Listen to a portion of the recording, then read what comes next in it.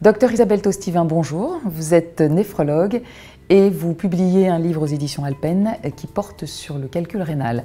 Alors dites-nous, quels sont les signes d'un calcul rénal?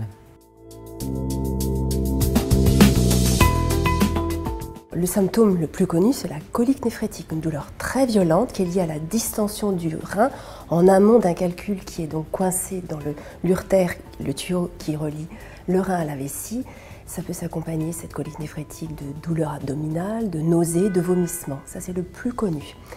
Le deuxième signe, ça peut être la présence de sang dans les urines, qu'elle soit macroscopique, on le voit, ou microscopique. Enfin, on peut avoir des douleurs chroniques mal définies qui sont lombaires et qui doivent faire rechercher la présence d'un calcul. Dernière chose, on peut aussi dépister de manière totalement fortuite sur l'imagerie, que ce soit l'échographie ou la radiographie, la présence d'un calcul. Est-ce qu'il est possible qu'un calcul rénal s'évacue tout seul et en combien de temps? Oui, et heureusement, et d'ailleurs c'est le cas le plus fréquent, mais ça dépend de la taille. Si vous avez le petit grain de riz de 6 mm x 2-3 mm, il peut s'évacuer en quelques heures jusqu'à 2-3 semaines et on favorise la progression et l'expulsion spontanée du calcul en utilisant les anti-inflammatoires qui calment la douleur mais qui favorisent aussi la progression en luttant contre l'œdème. Quelles vont être les causes et les facteurs de risque du calcul rénal? Elles sont multiples et l'analyse du calcul, les examens biologiques vont permettre de préciser la nature chimique du désordre à l'origine de la fabrication du calcul.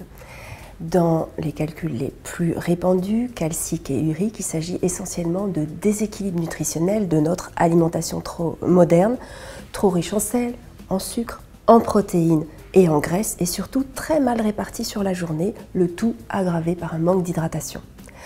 À côté, il existe d'autres désordres qui sont génétiques et qui vont exposer à des récidives extrêmement nombreuses, voire à l'apparition d'une insuffisance rénale, et pour lesquelles pourtant il existe des traitements qui sont très efficaces en cas de diagnostic précoce.